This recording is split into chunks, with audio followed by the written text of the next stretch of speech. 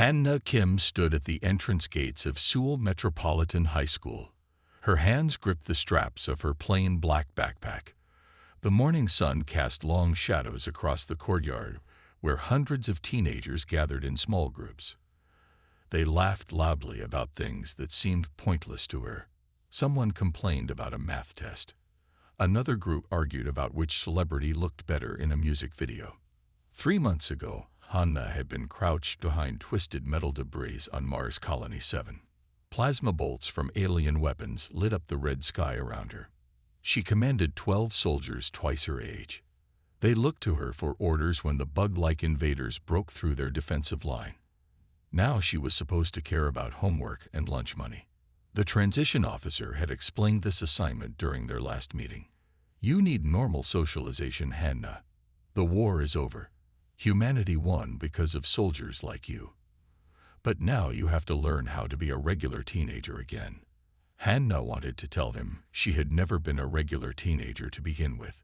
She joined the military at age 14 when the aliens first attacked Earth. By 15, she earned her first battlefield promotion.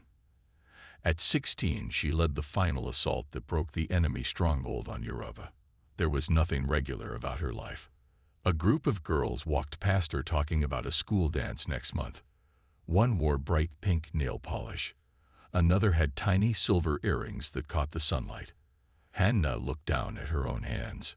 Small white scars crossed her knuckles from shrapnel wounds. A thin line ran across her left palm where she grabbed a broken energy blade to save her squad mate. The school bell rang with a sharp electronic tone. Hanna automatically tensed and reached for her hip where she used to carry her sidearm. Nothing was there except the belt of her school uniform. Students around her groaned about having to go to class. They moved slowly like they had all the time in the world. Hanna walked through the main hallway, keeping her back to the wall when possible. Her eyes swept left and right, checking for potential threats or escape routes. The ceiling tiles could be removed for emergency access. The windows on the second floor provided good sight lines to the street below. 3 fire exits were marked with glowing green signs. Other students gave her space without knowing why. Something in the way she moved made them step aside. Her posture was too straight. Her eyes were too alert. She walked like she expected trouble and was ready for it. In her first class, Hanna sat in the back corner where she could see the entire room. The teacher talked about Korean history. She mentioned the old wars from centuries ago. Hanna had studied those battles during military training. The tactics were outdated, but the principles remained the same. Control the high ground. Protect your supply lines. Never leave a soldier behind. During lunch break, Hanna found an empty table near the wall. She ate quickly and efficiently, like field rations might disappear at any moment. Students at nearby tables chattered about weekend plans and favorite TV shows. Their voices blended into meaningless noise. A boy approached her table. He had a friendly smile and carried his lunch tray like he might sit down. Hanna looked up at him with the same expression she used to intimidate enemy prisoners. The boy stopped walking. His smile faded. He turned around and found another table. Hanna finished her meal and walked to the bathroom. In the mirror, she saw a 17-year-old girl with short black hair and dark eyes. She looked normal enough, but something was different. Something that made other people uncomfortable without them understanding why. The afternoon classes passed slowly. Hanna answered questions when teachers called on her. Her responses were correct but brief. She did not volunteer extra information or join group discussions. When the final bell rang, she gathered her books and headed for the exit. Tomorrow she would return and do this again. And the day after that. The transition officer said it would take time to feel normal. Hanna wondered if she ever would. Jae-min Park had been assigned as Hanna's school buddy 3 days ago. The guidance counselor gave him a simple task. Help the new transfer student adjust to school life. Show her around. Include her in activities. Make her feel welcome. It seemed easy enough until he actually met Hanna Kim. She sat alone at lunch again today. Same back corner table. Same position facing the cafeteria entrance. Same way of eating, like someone might steal her food. Jamin gathered his courage and walked over with his tray. "Mind if I sit here?" he asked with his best friendly smile. Hannah looked up at him. Her dark eyes studied his face for several seconds. She seemed to be deciding if he was a threat or just annoying. Finally, she gave a small nod toward the empty chair. Jamin sat down and tried to start a conversation. "So where did you transfer from? I heard you moved here from another city." "Far away," Hannah replied. She took another bite of her rice. "Cool. I've lived in Seoul my whole life. Never really traveled much. What was it like living somewhere else?" Hannah paused with her chopsticks halfway to her mouth. "Different." This was going to be harder than Jamin expected. He tried a different approach. "What do you like to do for fun? Any hobbies or interests?" "I read tactical manuals," Hannah said without thinking. Then she stopped and looked at him strangely. "I mean regular books. Normal books." Jamin blinked. "Tactical manuals, like for video games." "Something like that." Before Jamin could ask more questions, a commotion started near the lunch line. 3 older boys surrounded a small freshman student. The biggest one grabbed the younger boy's lunch money while his friends laughed. "Give it back, Taeho," the freshman pleaded. "I need that for food." Taeho Choi was known for picking on smaller students. He was bigger than most kids his age and used that advantage to take what he wanted. Teachers rarely caught him because he was careful about when and where he bullied others. "What are you going to do about it, little mouse?" Taeho said. He held the money above his head where the freshman could not reach it.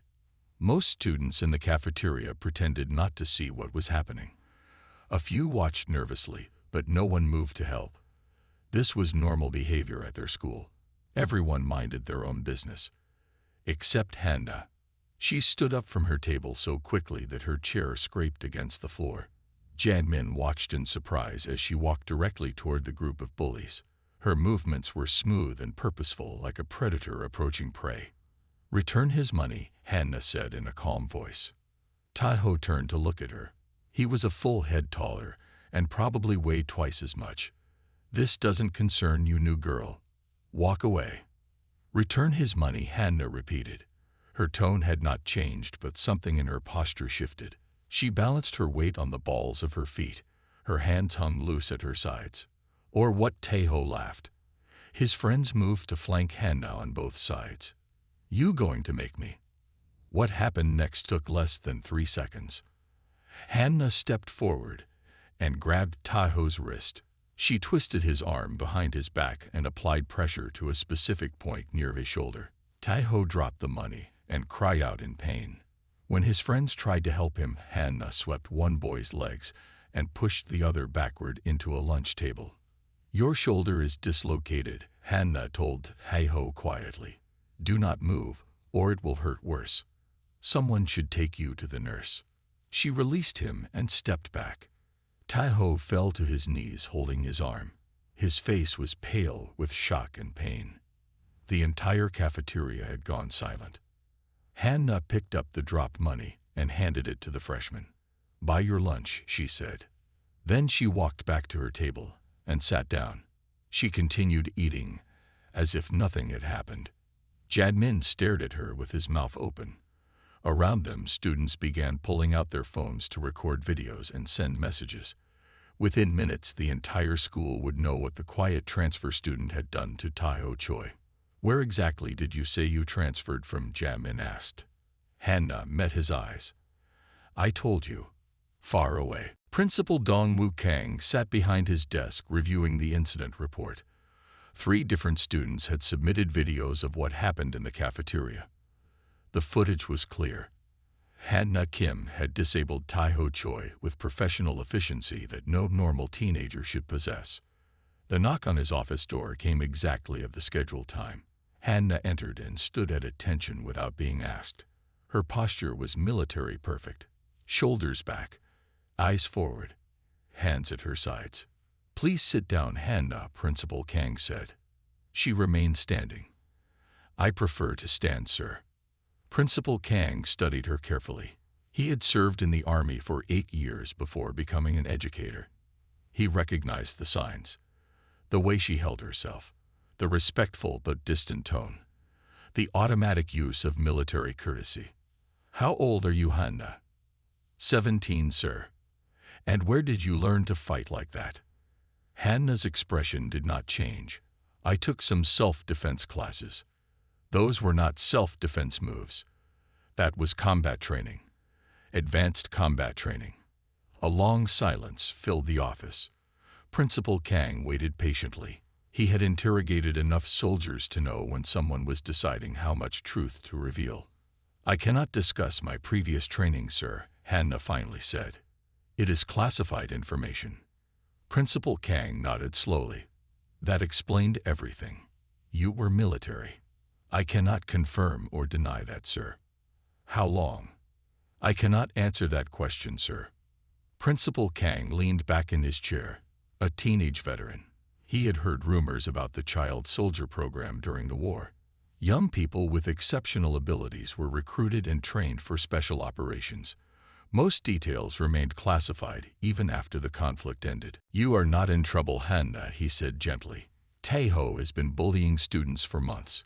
What you did was necessary, but we need to discuss how you handle situations like this in a civilian environment. Hannah relaxed slightly. What do you recommend, sir? First, stop calling me sir. This is a school, not a military base. Second, I want you to meet with our guidance counselor, Ms. Yeon Ji-yoon. She specializes in helping students with difficult backgrounds.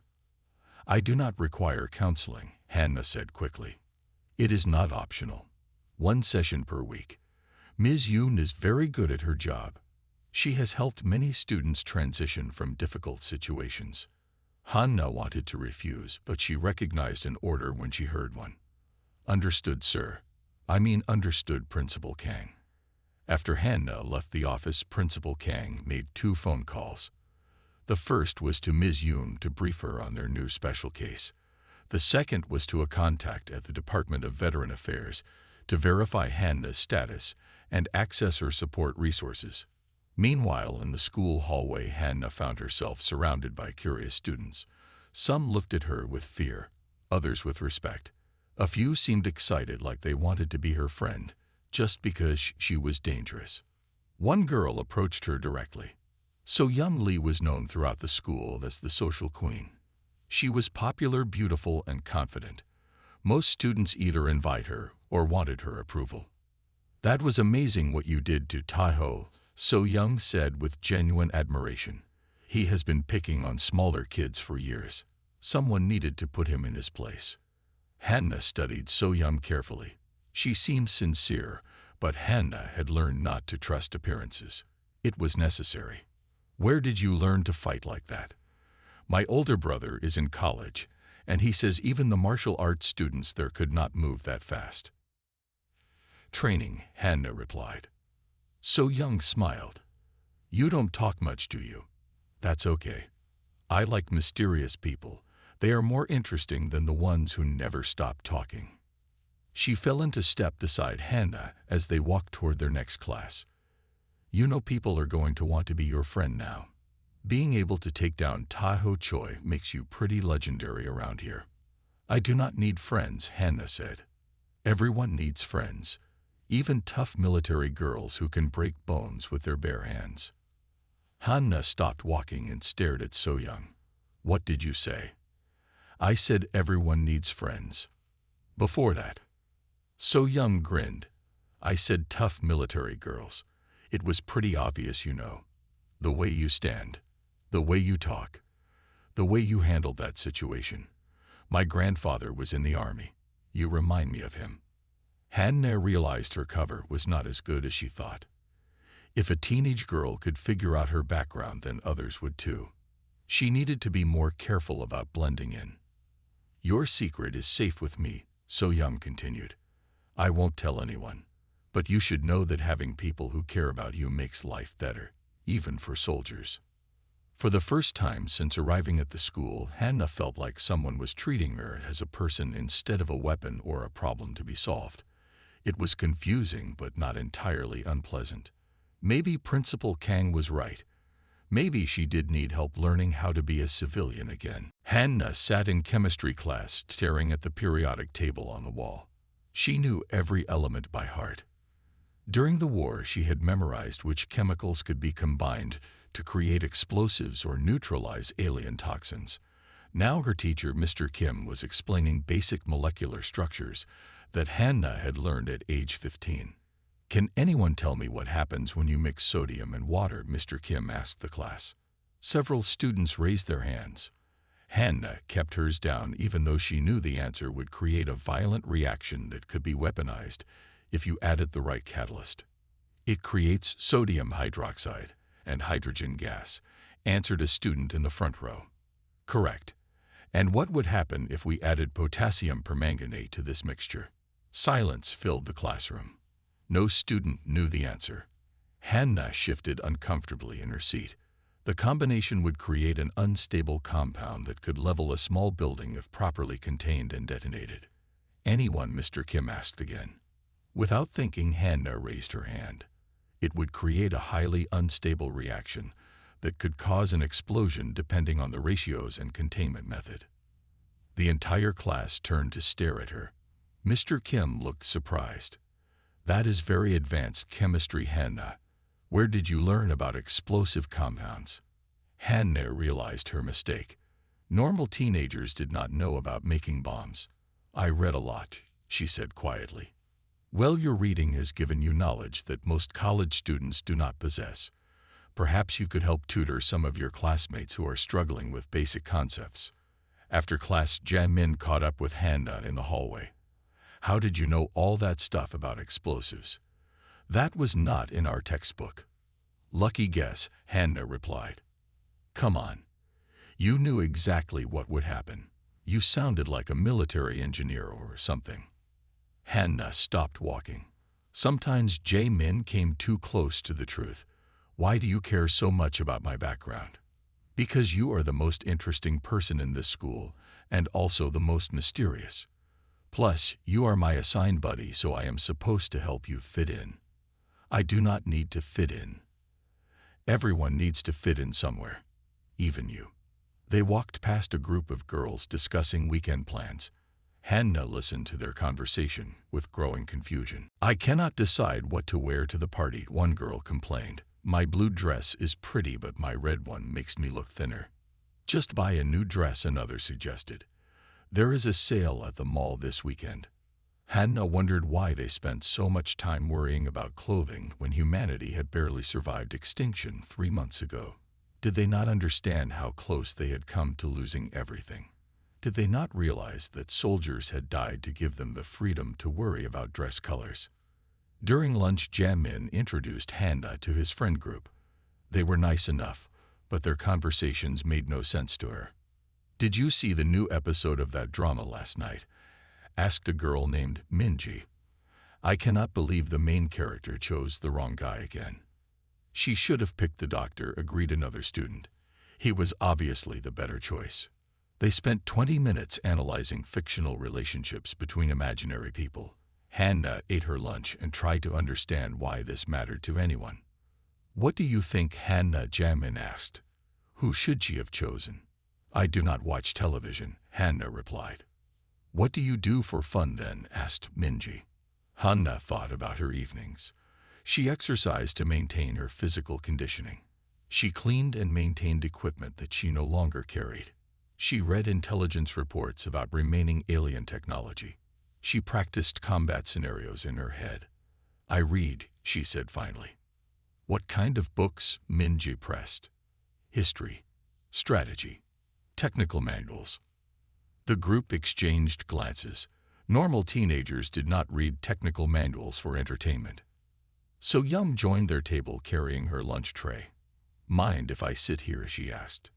"Of course," Jamin said quickly. Having So Yum Lee sit with them raised their social status considerably. "I heard you impressed Mr. Kim in chemistry class today," So Young said to Hannah. "Advanced knowledge of explosive compounds. That is not something they teach in regular high school." "I told you she is mysterious," Jamin said. "Mysterious is good," So Young replied. "Boring is bad." Hannah is definitely not boring. Hannah felt uncomfortable being the center of attention. In the military, she had learned to blend in and avoid unnecessary notice. Here at school, everything she did seemed to mark her as different. "You should come shopping with us this weekend," So Young suggested. "We could help you pick out some new clothes. Maybe something less military-looking." Hannah looked down at her plain uniform. It was practical and functional. She did not understand why she needed anything else. "I do not need new clothes," she said. "Everyone needs new clothes," So Young laughed. "It is part of being a teenager. Plus, it would be fun. You could tell us more about your mysterious past." "My past is not interesting," Hannah lied. "I doubt that," So Young smiled. "But we can talk about other things. Normal teenage girl things."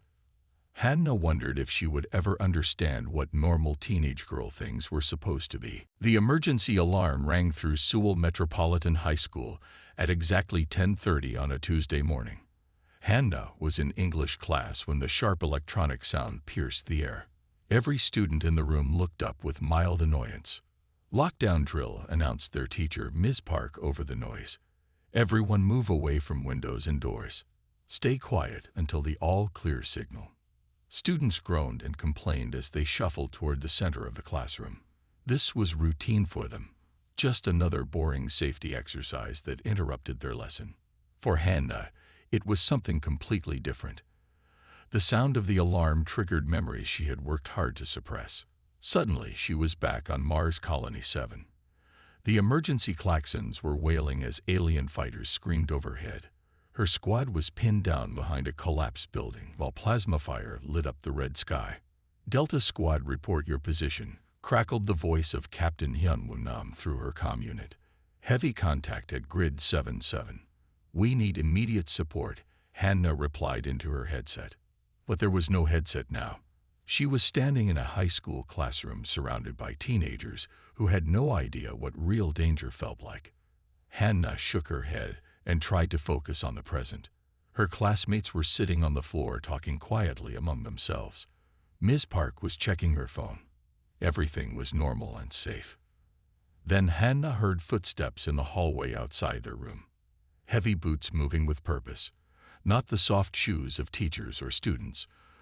These were tactical boots worn by someone who knew how to move silently but was in a hurry. Hannah's combat instincts kicked in immediately. She moved to the classroom door and pressed her ear against it. The footsteps had stopped. Whoever was out there was listening just like she was.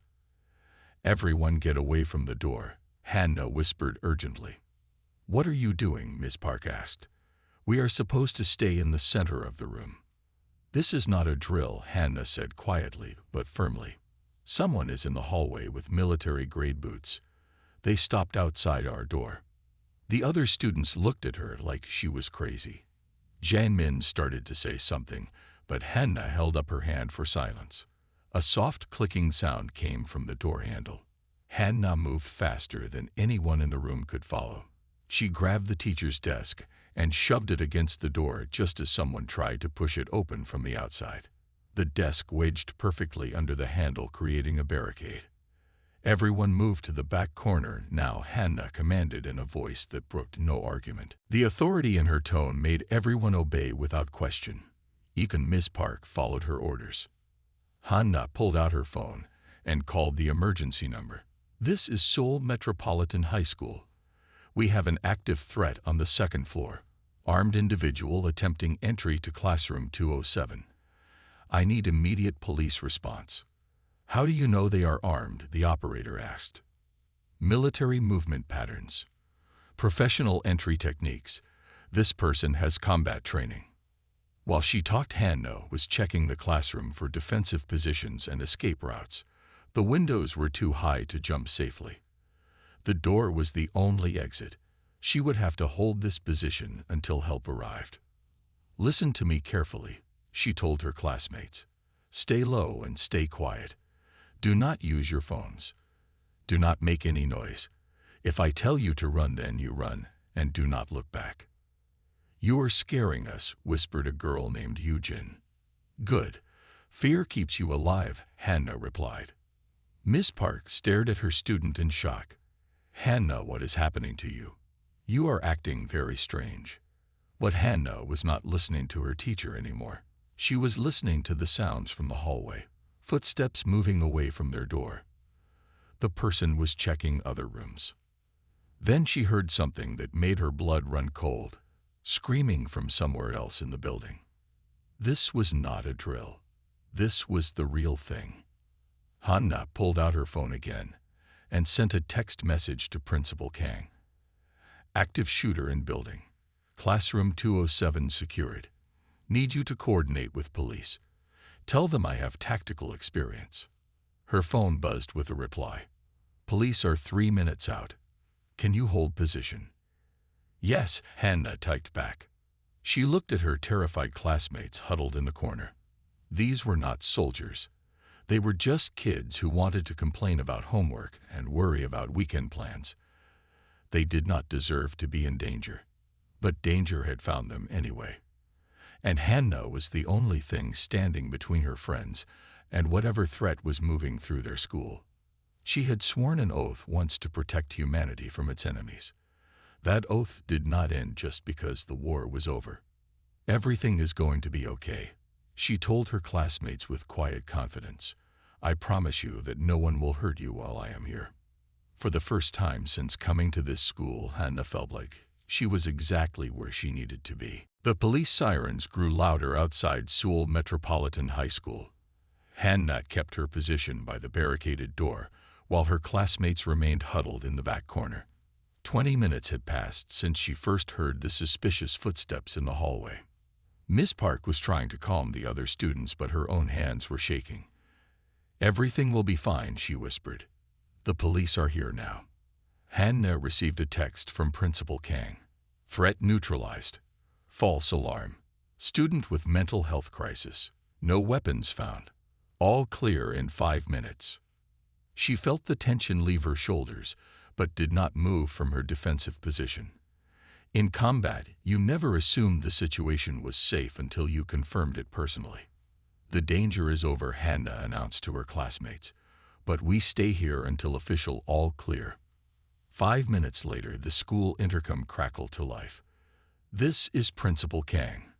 The emergency situation has been resolved. All students and teachers may resume normal activities. Thank you for your cooperation during this difficult time. Hannah moved the desk away from the door.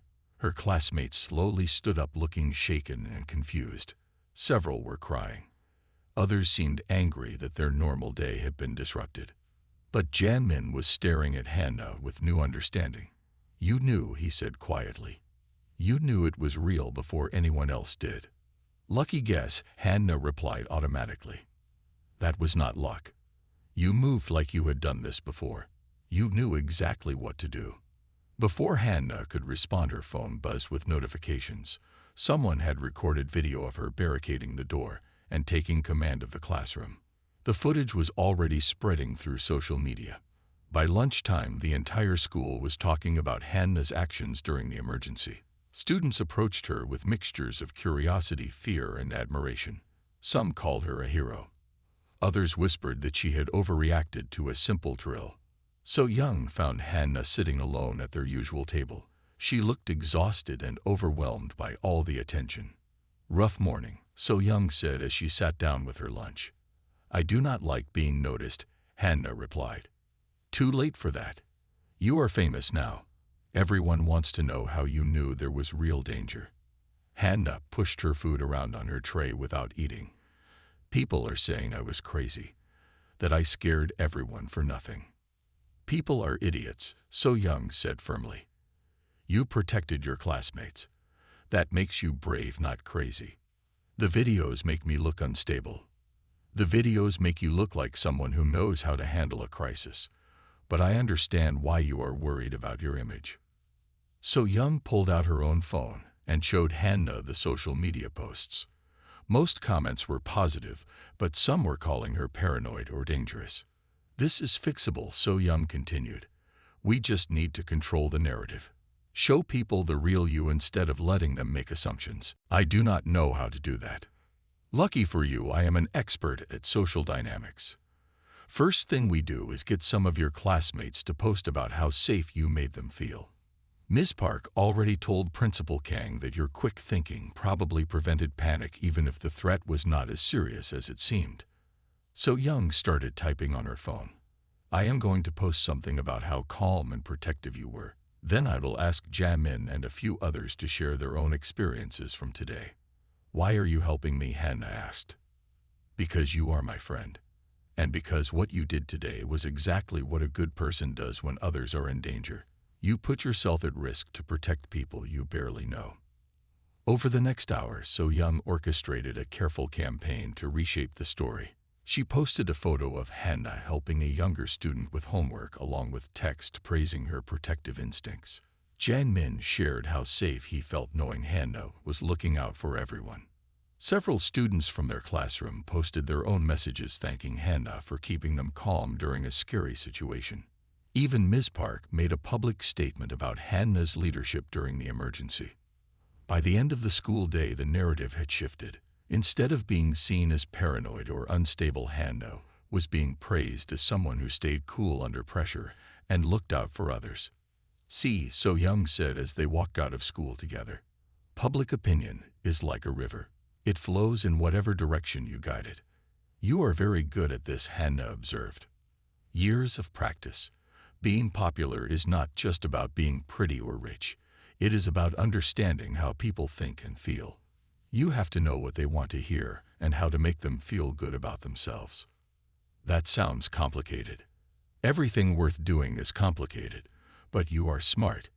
You can learn these skills just like you learned whatever military stuff made you so good at handling emergencies. Hannah realized that So Young had never directly asked about her background. She simply accepted that Hannah had unusual skills and helped her navigate the consequences. Thank you, Hannah said, for helping me today. That is what friends do. We help each other.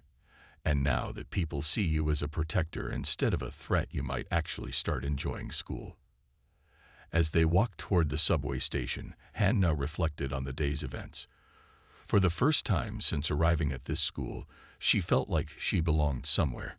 Not because she had hidden her true nature, but because she had used her skills to help others. Maybe there was a place for a warrior in peacetime after all. 2 weeks after the emergency drill incident, Hannah was finally starting to feel comfortable at Seoul Metropolitan High School. Students no longer whispered when she walked by. Teachers treated her with respect rather than suspicion. Even Tae-ho Choi avoided her completely, which made the hallways more peaceful for everyone. Hannah was walking to her morning chemistry class when she noticed something wrong. A man in a maintenance uniform was working near the main entrance, but his movements were too careful, too deliberate. He was studying the security cameras and exit routes while pretending to fix a light fixture. Her military training kicked in immediately. This person was conducting reconnaissance. The question was why. Hannah took a detour to Principal Kang's office. She knocked on his door and entered when he called out. Good morning, Hannah. What can I do for you? There is a maintenance worker near the front entrance who is acting suspicious. He appears to be studying our security systems rather than actually repairing anything. Principal Kang looked up from his computer with serious attention. After the previous incident, he had learned to trust Hannah's instincts about potential threats. What makes you think he is suspicious? His positioning allows him to observe camera blind spots. He has been at the same fixture for 20 minutes without actually working on it. His tool belt contains items that are not standard maintenance equipment. What kind of items? I could not get close enough to identify them specifically, but the shapes and sizes suggest tactical gear rather than electrical tools. Principal Kang immediately called the head of security. Within minutes, they had confirmed that no maintenance work was scheduled for that day. The man was not an authorized employee. We need to evacuate the building, Principal Kang said, reaching for the emergency alert system. Wait, Hannah said. If we trigger the alarm, he will know we have identified him. That could cause him to act before we are ready. We need a more subtle approach. What do you suggest? Let me observe him more closely. I can determine his capabilities and intentions without alerting him. Then we can coordinate with police for the safest response. Principal Kang hesitated. Hannah was still a student under his protection, but she was also the most qualified person in the building to handle this situation. You are not going alone, he decided. I will contact the police now, but quietly. No sirens. You observe from a safe distance only. Do not engage unless absolutely necessary. Hannah nodded and left the office. She moved through the school using routes that kept her hidden from the suspicious maintenance worker. From a concealed position, she was able to observe him more closely. What she saw made her blood run cold. The man was not carrying maintenance tools. He had weapons concealed in his uniform, military-grade equipment.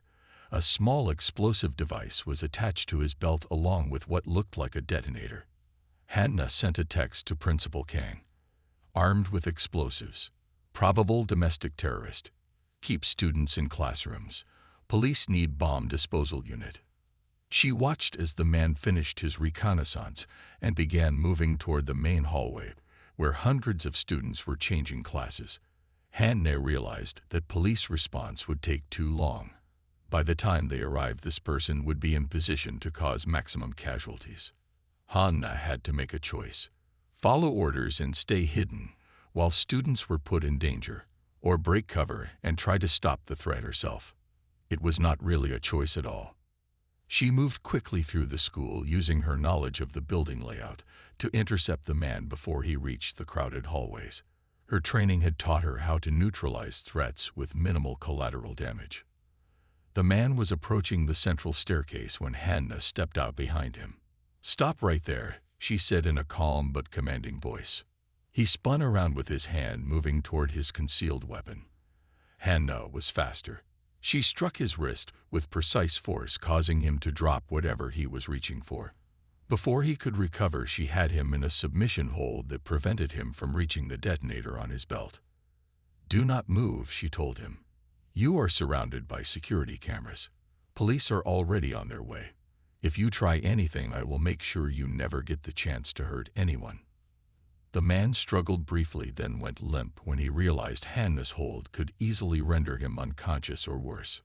Principal Kang appeared at the end of the hallway with 2 police officers. Are you all right, Hannah? Situation contained, she replied. He has explosives on his belt. Handle with appropriate caution. The bomb disposal team arrived 15 minutes later and safely removed the device. The man was taken into custody without any students being harmed. As Hannah gave her statement to the police, she realized that something had changed inside her. For weeks, she had been trying to hide her warrior nature and fit into civilian life. But today, she had embraced both sides of herself. She was a protector. That was who she had always been and who she would always be. The war might be over, but there would always be people who needed protection from those who would do them harm. Principal Kang approached her after the police finished their questions. Thank you, Hannah. Your actions today saved lives. I was just doing what needed to be done. That is exactly what makes you special. You see what needs to be done, and you do it regardless of personal risk. Hannah looked around at the school that had become her home. Students were returning to their normal activities. Teachers were calming nervous parents. Life was going back to normal, because she had been willing to stand between danger and innocent people. She finally understood her place in this peaceful world. The news reporters arrived at Seoul Metropolitan High School within an hour of the terrorist incident. Principal Kang had tried to keep the story quiet, but someone had posted videos on social media. Now camera crews were setting up outside the school gates demanding interviews with the student hero who had stopped a bombing. Hannah sat in the guidance counselor's office trying to avoid the media attention. Ms. Yeon Ji-yoon had been working with her for 3 weeks now and understood how much Hannah hated being in the spotlight. You cannot hide from this forever, Ms. Yoon said gently. The story is already spreading. People want to know who you are and how you knew what to do. I just want to be a normal student, Hannah replied. But you are not normal, and that is not a bad thing. You have abilities and experiences that most people cannot imagine. The question is how you choose to use those gifts. Through the office window, Hannah could see Jae-min and So-young waiting in the hallway. They had been trying to check on her since the incident, but school officials were being very protective of her privacy. "Your friends are worried about you," Ms. Yoon observed. "They should not be involved in this. Being around me puts them in danger." "Does it? Or does being around you make them safer?" Hannah thought about the past month. She had protected Jamin's friend from bullies. She had kept her classmates calm during the emergency drill. She had stopped a terrorist from hurting innocent people. "I spent 3 years fighting aliens to protect humanity," Hannah said quietly. "But these past few weeks I have been protecting specific people, people I care about. It feels different." "How does it feel different?" "In the war I was fighting for an idea, for survival. Here I am fighting for friends, for people who trust me and depend on me. It feels more personal, more important somehow." Ms. Yoon smiled. "That is called finding your purpose in peacetime. You are not just a soldier anymore. You are a guardian, someone who protects the people and places that matter to you." A knock on the office door interrupted their conversation. Principal Kang entered looking harried but relieved. "The police have finished their investigation," he announced. "The suspect had plans to attack 3 other schools after this one. Your intervention prevented multiple tragedies, Hannah." "How many people know about my background now?" Hannah asked. "The police commissioner has been briefed on your military service. He wants to offer you a position with their crisis response team when you graduate, part-time while you continue your education." Hannah was surprised. "They want to hire me." "Your skills are exactly what they need for situations like today. You can assess threats quickly and respond appropriately. Most importantly, you can do it without causing panic or making situations worse." "What about school?" "My friends. You would still be a student here. The police work would be only when needed for special situations. You could have both lives." Ms. Yoon leaned forward. "What do you think about that option, Hannah? Does it appeal to you?" Hannah considered the offer carefully. She could continue learning how to be a normal teenager while also using her abilities to protect people. She would not have to choose between being a warrior and being a student. "Can I think about it?" she asked. "Of course. Take all the time you need." After Principal Kang left, Ms. Yoon walked to the window. "Your friends are still waiting. They have been out there for 2 hours. Maybe I should talk to them." "I think that would be wise. They care about you, Hannah. Real friends do not abandon each other when things get complicated." Hannah left the office and found Jamin and So-young sitting on chairs in the hallway. They jumped up when they saw her. "Are you okay?" Jamin asked immediately. "We heard what happened, but no one would tell us anything." "I am fine," Hannah replied. "Just tired." "You stopped a terrorist," So-young said with amazement. "Like actually stopped someone who was going to hurt people. That is incredible." "It was just training. Anyone with proper instruction could have done the same thing." "No," Jamin said firmly. "Not anyone. You chose to put yourself in danger to protect others. That takes courage that most people do not have." So-young nodded in agreement. "We always knew you were special, Hannah. Now everyone else knows it too." "Does it change anything?" Hannah asked. "Between us, I mean. Now that you know what I really am." "What you really are is our friend," So-young said. "A friend who happens to be incredibly brave and skilled. That just makes us luckier to know you. Plus now, when bullies bother us, we can tell them our friend is a certified badass," Jamin added with a grin. For the first time in days, Hannah smiled. "You cannot tell people I am a badass. That would ruin my reputation as a quiet transfer student." "Too late," So-young laughed. "Your cover is completely blown. Might as well embrace being the coolest person in school." As they walked together toward the cafeteria, Hannah realized something important. She had been afraid that her friends would treat her differently once they learned about her past. Instead, they treated her exactly the same while also being proud of her abilities. This was what she had been fighting for during the war without even knowing it. Not just human survival, but human connection. The chance to have friends who accepted her completely and trusted her to protect them when needed. She had found her place in the world. Warrior and student, protector and friend. She did not have to choose anymore. 6 months later, Hannah Kim stood on the graduation stage at Seoul Metropolitan High School. She wore the same blue cap and gown as her classmates, but her posture remained unmistakably military. Straight shoulders, alert eyes, ready for anything. Hannah Kim announced Principal Kang into the microphone. Graduating with honors. Accepted to Seoul National University for International Relations. Also accepting a position with the Metropolitan Police Crisis Response Unit. The audience applauded enthusiastically. Hannah walked across the stage to receive her diploma.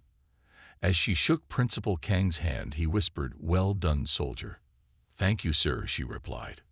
In the audience, Jamin and So Young cheered loudly along with their families. Ms. Yoon sat in the teacher section with tears in her eyes. Even Tae-ho Choi, who had become an unlikely ally after the terrorist incident, clapped respectfully. After the ceremony, Hannah found her friends waiting by the school fountain. So Young ran up and hugged her tightly. "I cannot believe we actually graduated," So Young said. "It feels like just yesterday. You were the scary new transfer student who nobody could figure out." "I was never scary," Hannah protested. "You were terrifying," Jamin laughed. "Remember when you dislocated Taeho's shoulder on your second day? Half the school thought you were going to kill someone." "That seems like a long time ago," Hannah reflected. "Because you have changed," So Young observed. "You still have all the same skills, but now you use them to help people instead of just protecting yourself. Plus, you actually smile now," Jamin added. "That makes you much less intimidating." They walked together toward the parking lot where their families were waiting. Hannah's transition officer, Captain Nam, had come to represent her family since her parents were still classified as military personnel stationed off-world. "How does it feel to be done with high school?" Captain Nam asked as they approached. "Strange," Hannah admitted. 6 months ago, I thought I would never fit in here. Now I do not want to leave." "That is growth," he said proudly. "You have learned something that many soldiers never master: how to build a life worth protecting." "What happens now?" Jamin asked. "Are you still going to hang out with us, or are you too important now?" "I will be attending university just like you," Hannah said, "and working part-time with the police. We will still see each other all the time."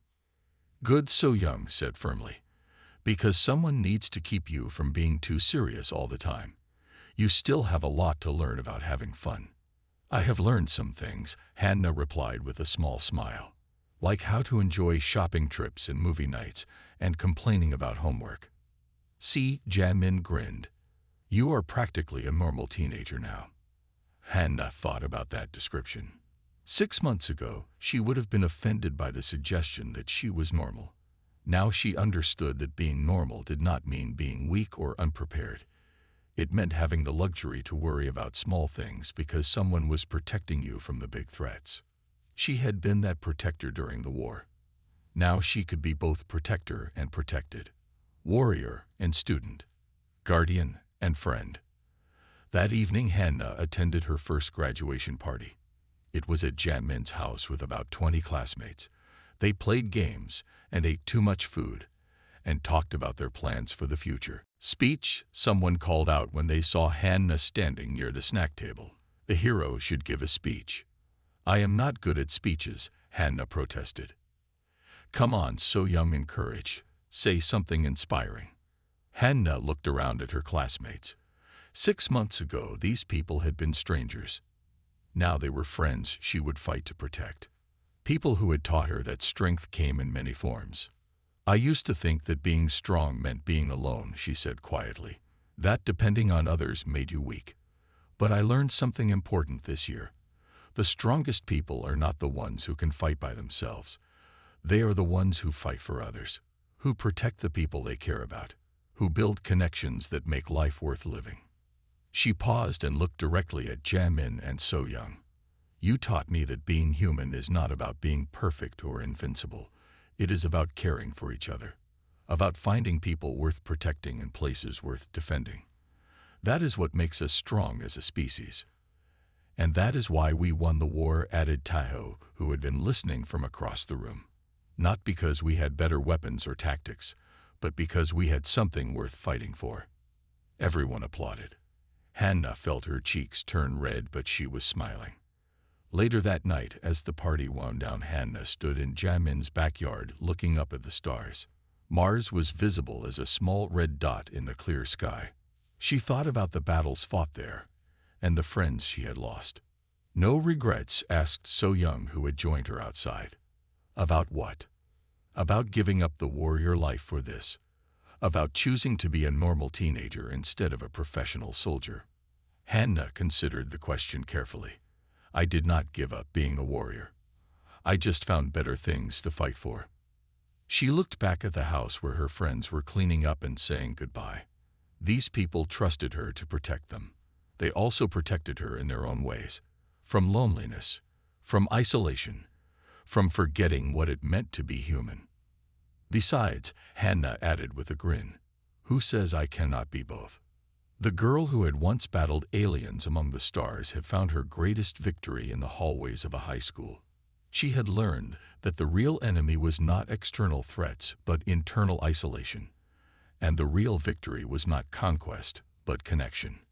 Mission accomplished.